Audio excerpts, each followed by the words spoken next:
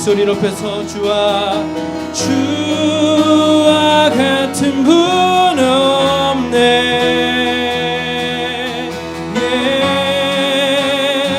위대한 일 이 땅에 더 놀라운 일이 도시에 이루어지리.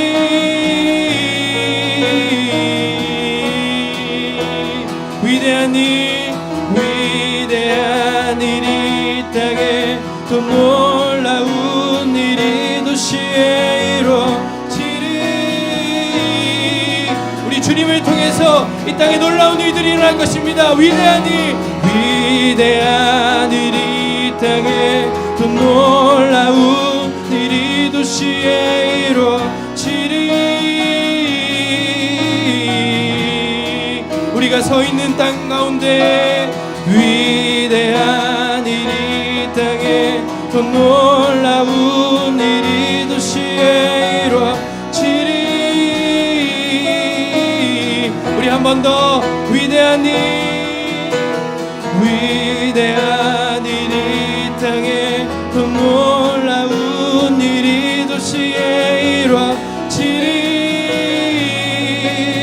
이루어지리. 마지막으로 위대한 일이 이 땅에 더 놀라운 일이 도시에 이루어지리.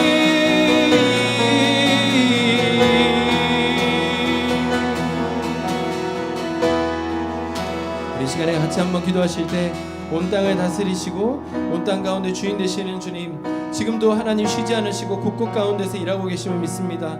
오늘 하나님 우리가 선 땅 가운데 또 하나님 우리 삶의 자리 가운데 특별히 하나님 이 교회 가운데 하나님께서 행하시는 일들이 이 도시 가운데 하나님 이루어질 수 있도록 하나님 역사하여 주시옵소서. 우리 같이 한번 우리의 삶과 우리 교회를 놓고 함께 기도하도록 하겠습니다. 기도하겠습니다.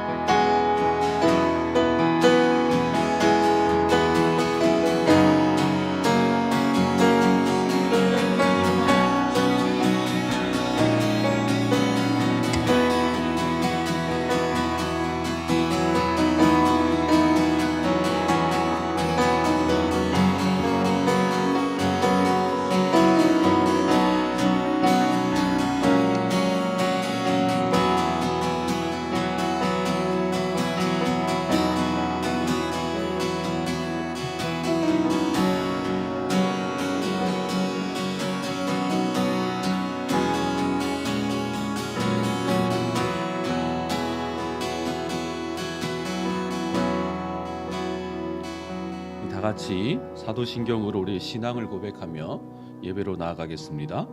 전능하사 천지를 만드신 하나님 아버지를 내가 믿사오며 그 외아들 우리 주 예수 그리스도를 믿사오니 이는 성령으로 잉태하사 동정녀 마리아에게 나시고 본디오 빌라도에게 고난을 받으사 십자가에 못 박혀 죽으시고 장사한 지 사흘 만에 죽은 자 가운데서 다시 살아나시며 하늘에 오르사 전능하신 하나님 우편에 앉아 계시다가 저리로서 산자와 죽은 자를 심판하러 오시리라.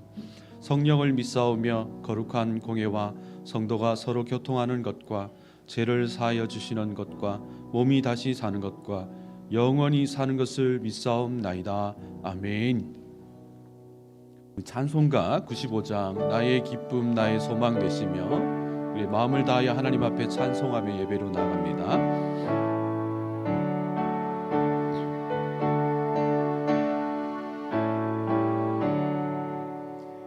나의 기쁨 나의 소망 되시며 나의 생명이 되신 주 밤낮 불러서 찬송을 드려도 늘 아신 마음 뿐이세. 나의 사모하는 선한 목자는 어느 꽃다운 동산에 양의 무리와 늘 함께 가셔서 기쁨을 함께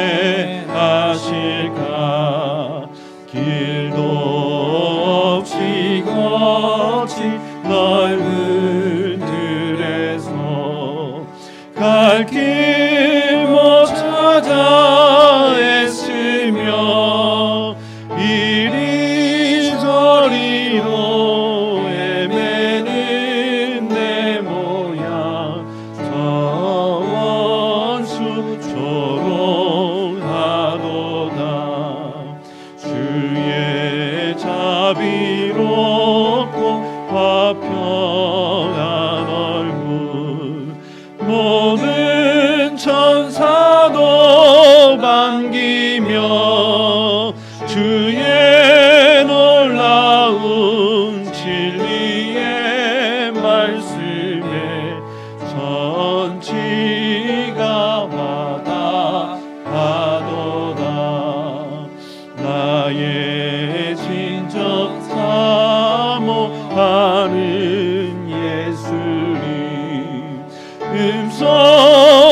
음성조차도 반갑고 나의 생명과 나의 성성은 오직 주 예수뿐이세 아멘. 예배를 위해서 이정기 간사님 기도해 주시겠습니다. 다 같이 기도하시겠습니다.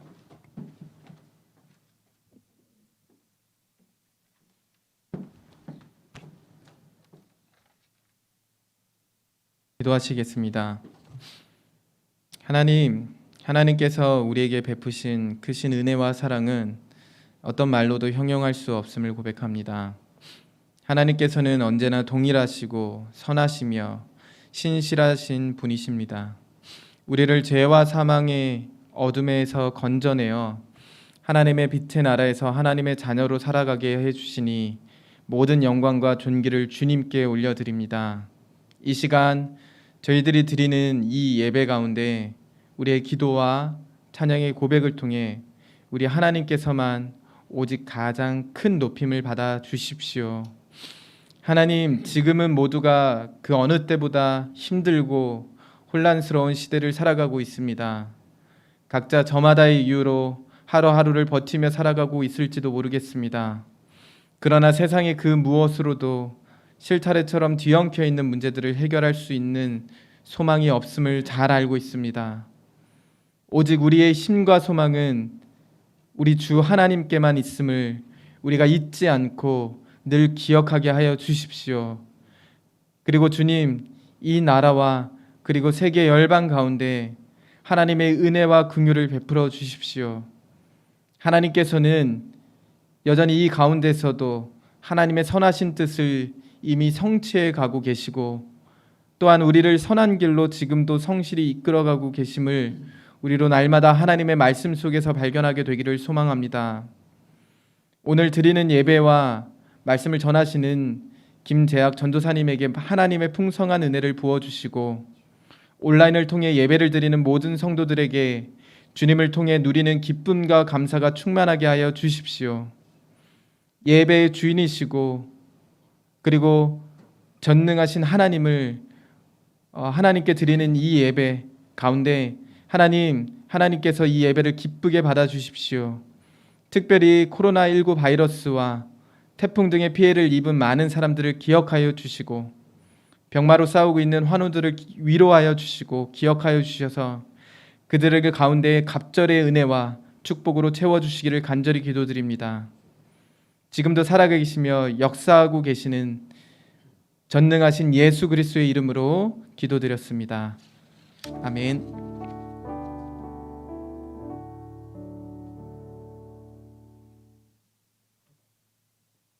감사합니다.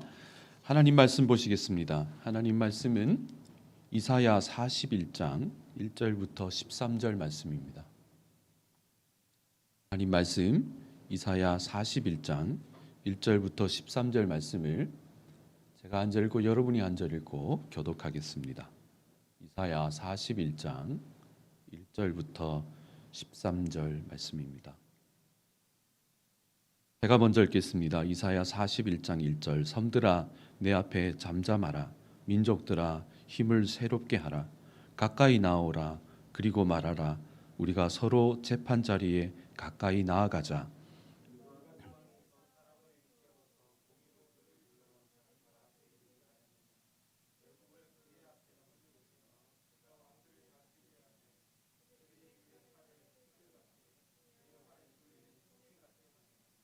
그가 그들을 쫓아가서 그의 발로 가보지 못한 길을 안전히 지났나니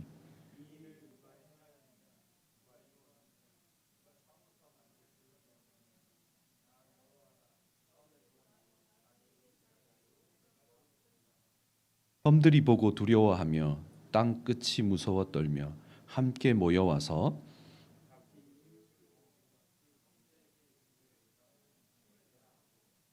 목공은 금장색을 격려하며 망치로 고르게 하는 자는 매질꾼을 격려하며 이르되 땜질이 잘 된다 하니 그가 못을 단단히 박아 우상을 흔들리지 아니하게 하는도다.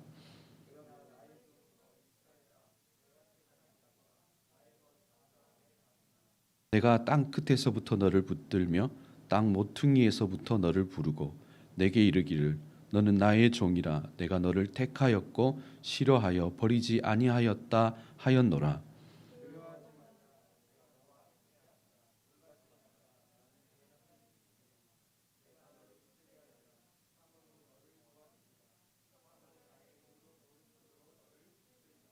보라 내게 노하던 자들이 수치와 욕을 당할 것이요 너와 다투던 자들이 아무것도 아닌 것 같이 될 것이며 멸망할 것이라.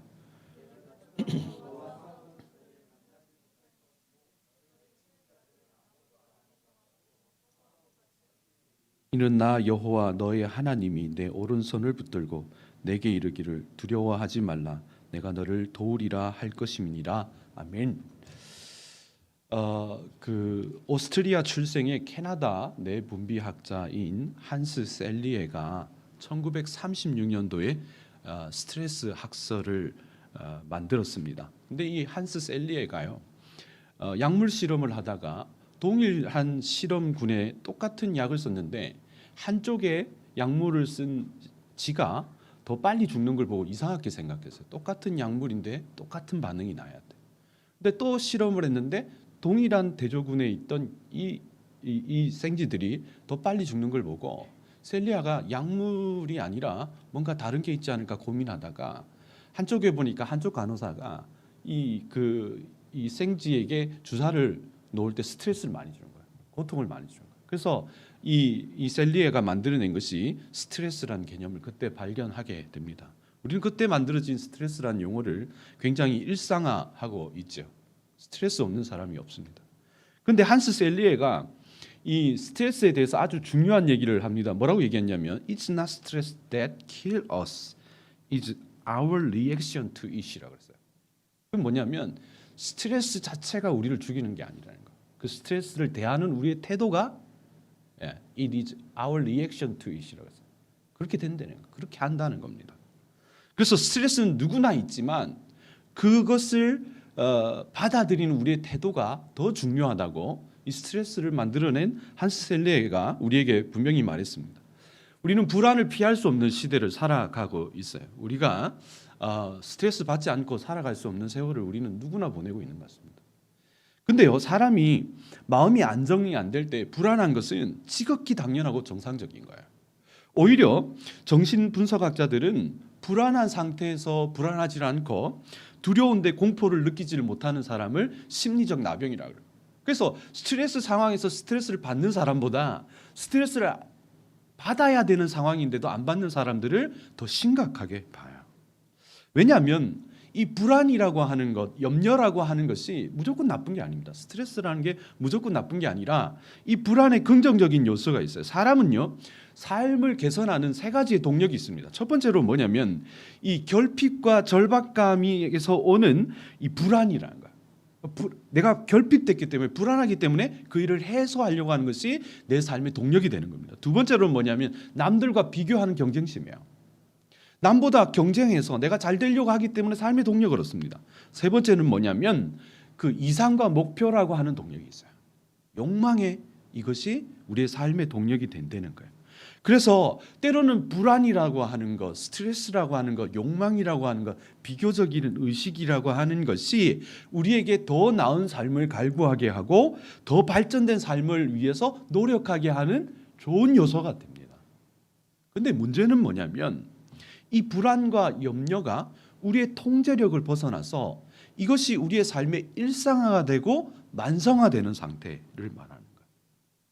우리의 통제 밖에 있는 일들이 우리 안에서 계속 이루어짐으로 말미암아서 내가 그 불안을 주체할 수 없는 상태를 우리는 문제가 되는 상태라고 생각하는 거예요. 오늘 이 본문의 이스라엘 백성도 어떻게 보면 마찬가지 우리와 동일한 인생을 살아가고 있어요.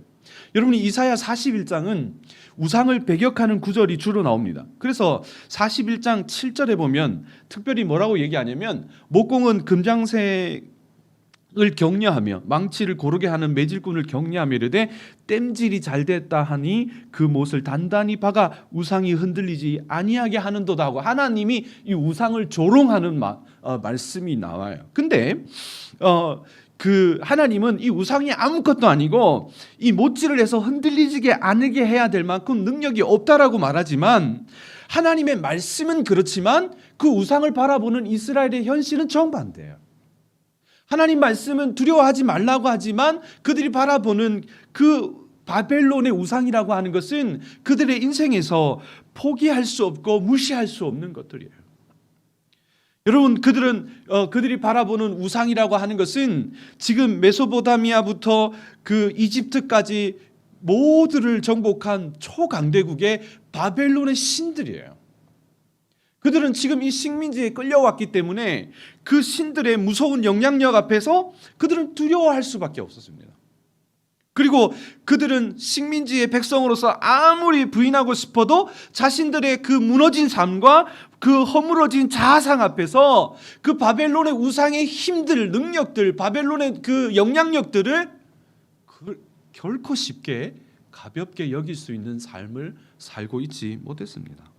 그런데도 불구하고 하나님은 그 이스라엘 백성들을 향해서 뭐라고 얘기하시냐면 두려워하지 말아라, 놀라지 말아라 라고 말씀하시고 계신 거예요. 하나님은요, 그 객관적인 두려움의 대상 앞에서 그리고 식민지의 포로라고 하는 그 현실적인 고통을 보고도 불안하지 말고 염려하지 말라고 우리에게 말하는 거예요.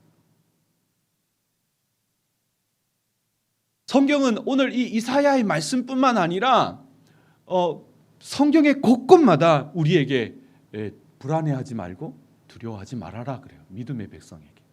너무 잘 알고 있는 빌립보서 4장 6절 7절의 말씀에는 이런 말씀이 있지 않습니까? 아무것도 염려하지 말고 다만 모든 일에 기도와 간구로 너희 구할 것을 감사함으로 하나님께 아뢰라. 그리하면 모든 지각에 뛰어난 하나님의 평강이 그리스도 예수 안에서 너희 마음과 생각을 지키시리라 약속하셔요.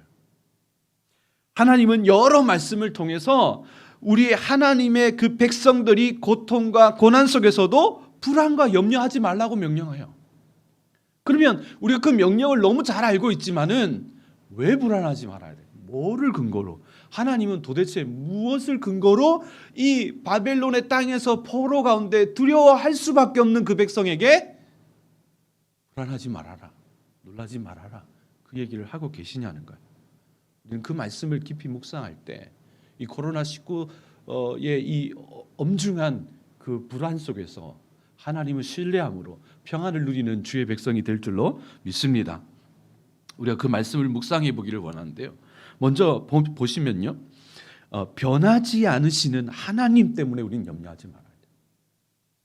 여러분, 이사야 41장은 이사야 전체의 흐름 속에서 그 하나님의 패망과 하나님의 심판이 걷어지고 이제 회복되어지는 첫 서두의 말씀이 이 이사야 41장의 말씀이에요.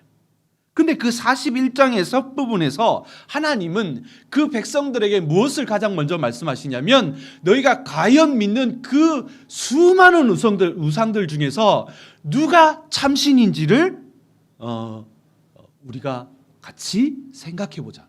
오늘 성경의 표현대로는 재판해보자 라고 말하고 계십니다. 여러분, 하나님은 그 재판 자리에서 그 백성 되선 이스라엘 백성들을 세 가지의 표현으로 그 백성을 부르셔요. 8절에 보니까 그러나 나의 종 너 이스라엘아 내가 택한 야곱아 나의 벗 아브라함의 자손아라고 부르셔요.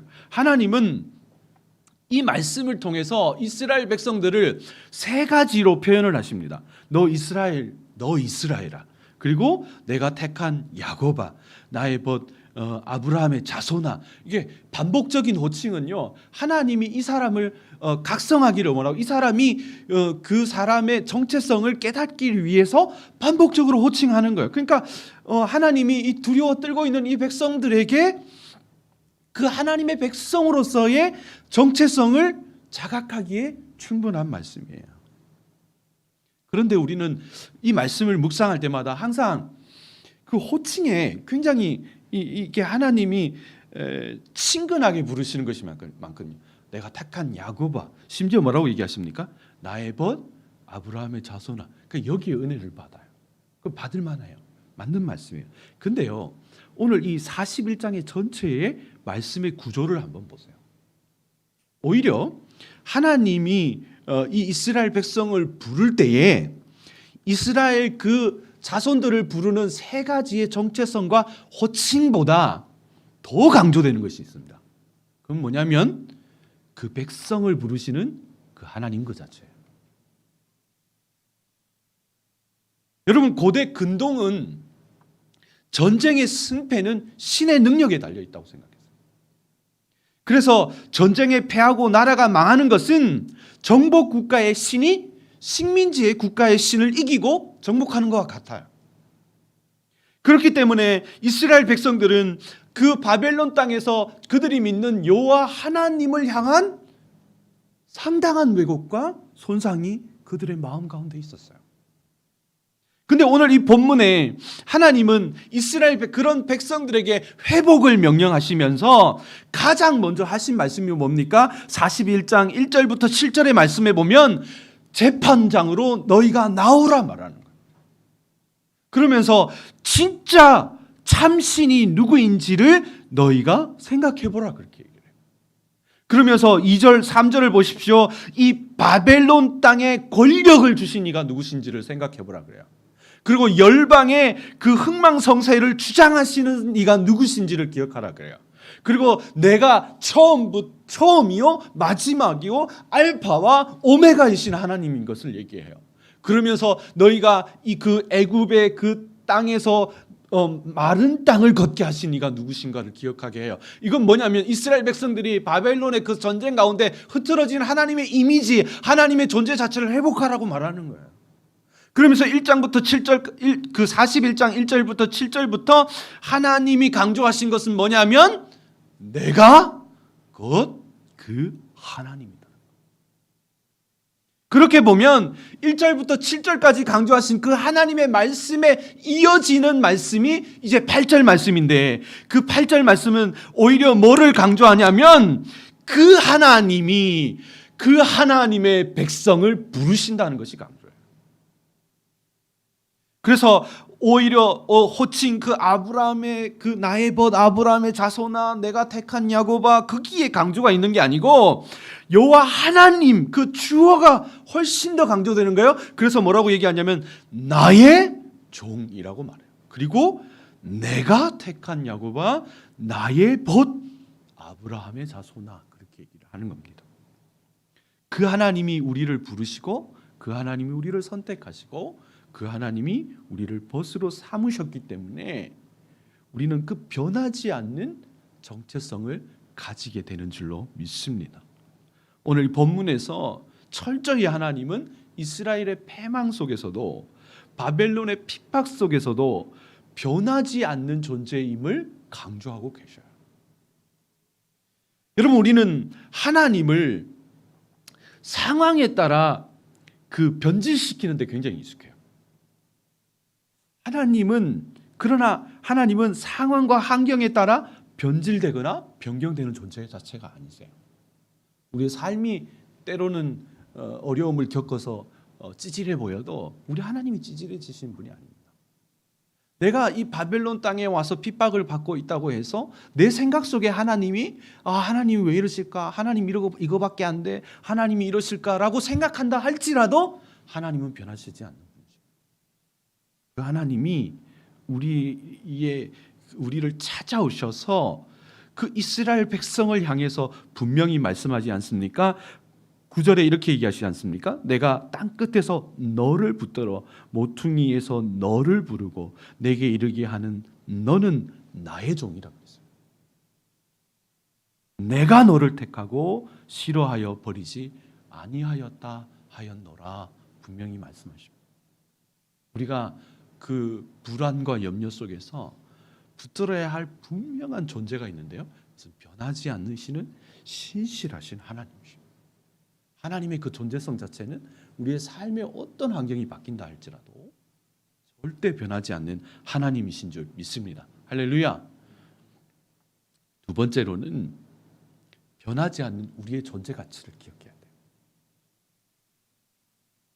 여러분 오늘 이 본문에서 하나님이 부르시는 그 이스라엘 백성은 거룩하고 정결한 믿음의 백성이 아니에요.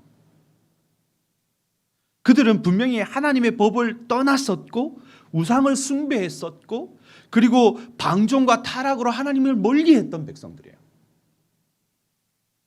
그래서 그들은 하나님의 징벌로 지금 멀리 타국으로 끌려와서 바벨론에 와서 고난을 겪고 있던 사람들이었어요. 그래서 이사야 41장 14절 말씀에 이 버러지 같은 너 야곱아라고 하나님이 말씀하셔도 이 이중적인 호칭 속에서 그 아무 말 할 수 없는 존재 가치를 가진 사람들이에요. 당연한 거예요. 근데 그 백성을 부르시고 하나님이 하신 말씀이 오늘 본문의 10절 말씀입니다. 우리 같이 한 목소리로 읽어보겠습니다. 그 백성에게 하나님이 하신 말씀 10절 말씀 같이 읽습니다. 시작. 두려워하지 말라.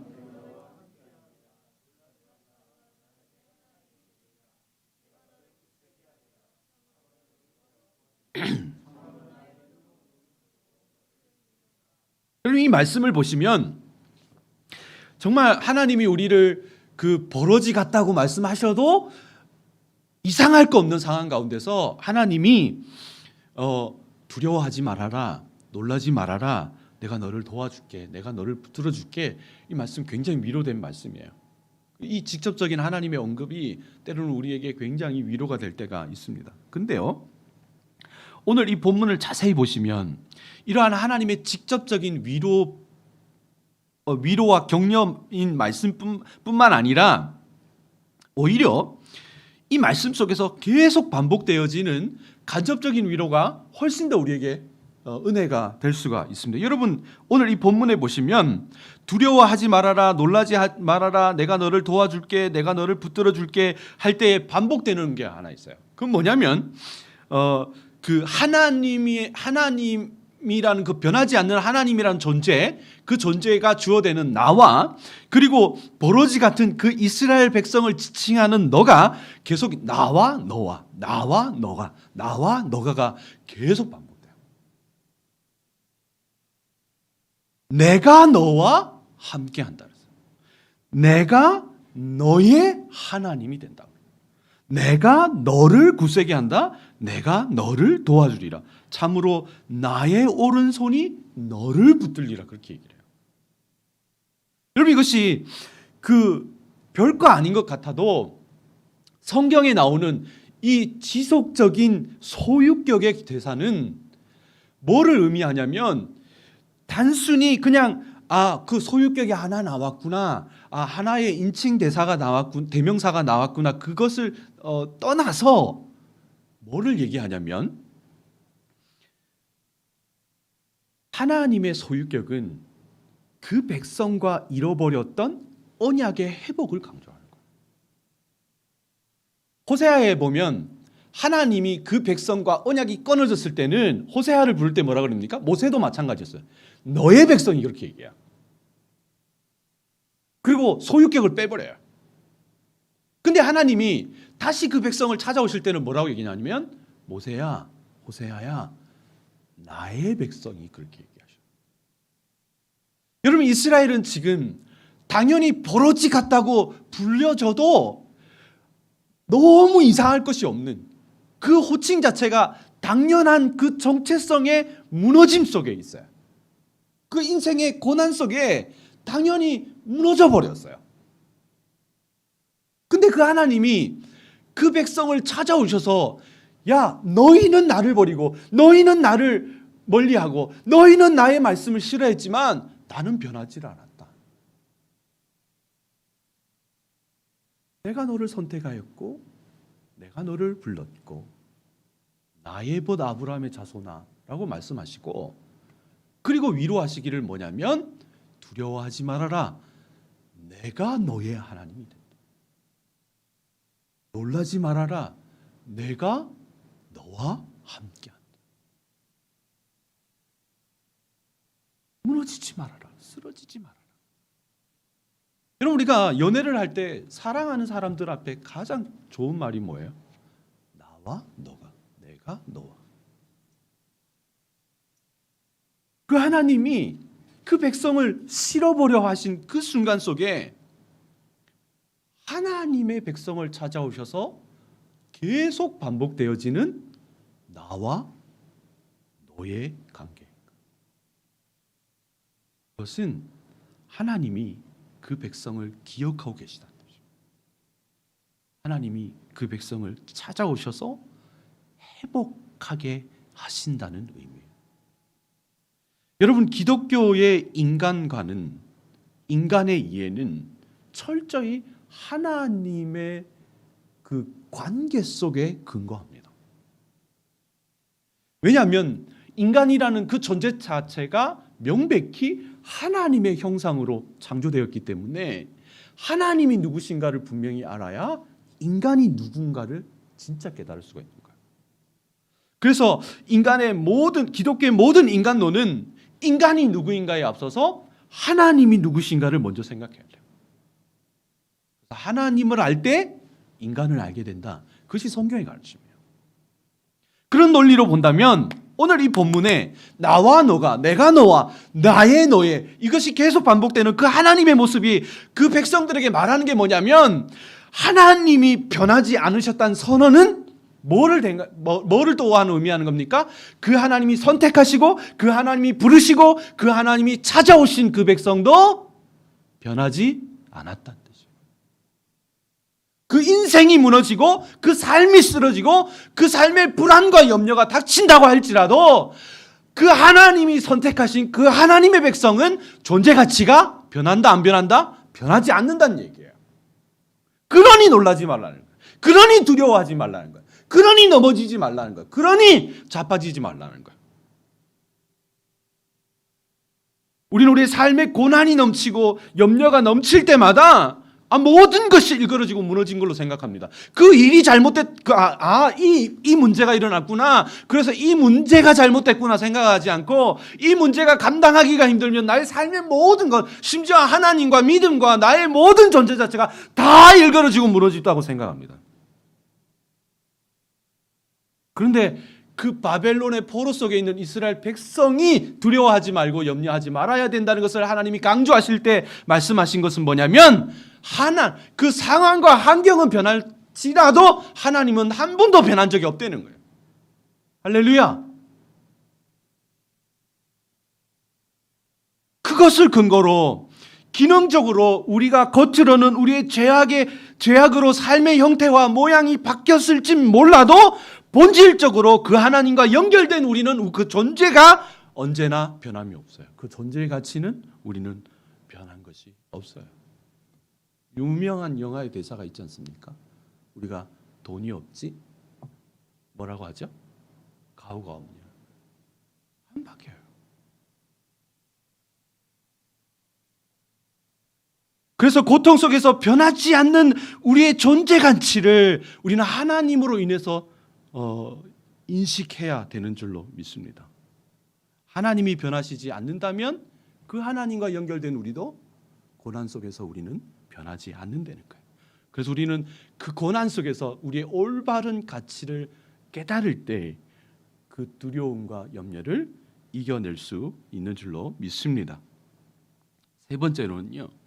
우리가 이 불안 안에서 올바른 대처를 할 줄 알아야 돼요.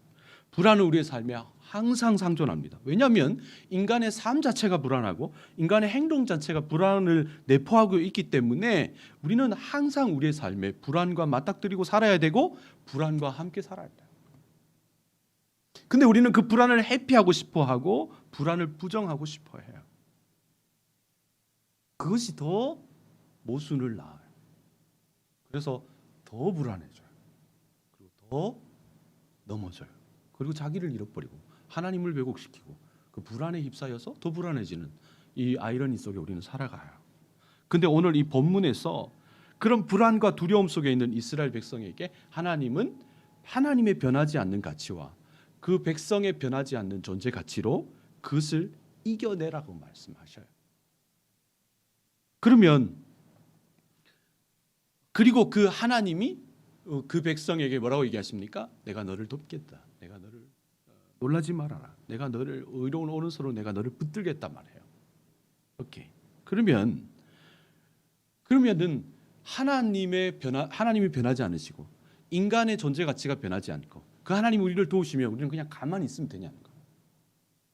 아무것도 하지 말고 가만히 있으면 되냐는 거예요.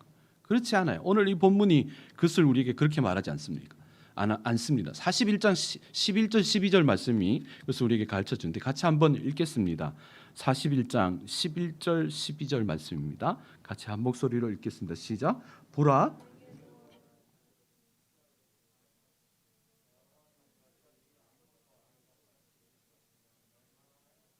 내가 찾아도 너를 싸우던 자들을 만나지 못할 것이요 너를 치는 자들이 아무것도 아닌 것 같고 허무하게 될 것이. 여러분 이 말씀을 자세히 보시면 이 41장 11절 12절의 말씀은 10절에 나오는 두려워하지 말라 그리고 13절에 나오는 두려워하지 말라라는 이 말씀의 사이 속에 있어요. 그럼 어떤 의미가 있냐면 10절과 13절에 두려워하지 말라는 것이 주동사가 됩니다. 그리고 그 사이에 끼어 있는 11절과 12절에 보라라는 것, 찾으라는 것, 싸우라는 것 그런 것이 다 분사예요. 어떤 의미가 있는 거죠? 하나님이 두려워하지 말라라는 그 하나님의 분명한 은혜 속에서 그것이 주체가 되어서 하나님은 분명히 우리 안에 두려움과 그 왜곡들을 걷어가시겠지만 우리 안에 뭘 해야 돼요? 보라는 거예요. 그 두려움을 봐야 돼요. 11절의 말씀을 보십시오. 여러분 11절에 보면 우리는 그 두려움의 대상을 분명히 보아야 돼요. 이스라엘 백성들은 하나님의 역사하심을 보기 위해서 그들의 두려움의 대상을 봐야 돼요. 바벨론의 그 땅 가운데 그들을 싸우던 그 백성 가운데 바벨론의 그 식민지 통치자들에게 하나님이 어떻게 역사하시는지를 그들은 봐야 돼요. 여러분 두려움에 휩싸인 사람들의 특징이 뭔지 압니까? 두려움 그 자체를 피하는 거예요. 그걸 전혀 보지를 않아요. 내가 그것이 너무 무섭기 때문에 그것을 회피하고만 봅니다. 그러니까 그 두려움 안에 쌓여갖고 아예 두려움을 보지를 못해요. 하나님은 그 백성 내가 할 거야. 내가 너의 하나님이야. 너는 내 백성이야. 너는 변하지 않았어. 너는 내 자식이야. 내가 너를 도울 거야. 내가 너를 두렵게 하지 않을 거야. 내가 오른손 너를 붙들 거야. 그러니까 뭐라고 얘기하는 겁니까? 그러니까 너는 봐야 돼. 너와 싸우던 그 백성들이 어떻게 되는지를 보아야 하는 거예요.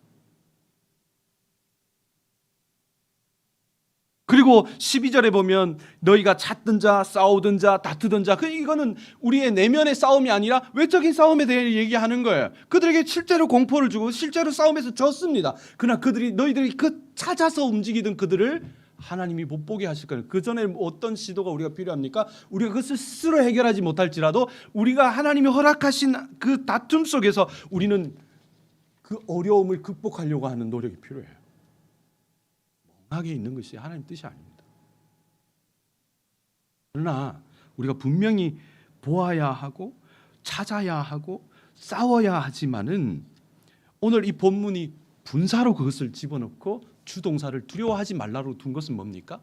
인간의 모든 노력과 모든 헌신 자체가 필요하지만은 반드시 그 인간의 모든 행위는 하나님의 은혜 속에 완성된다는 거예요.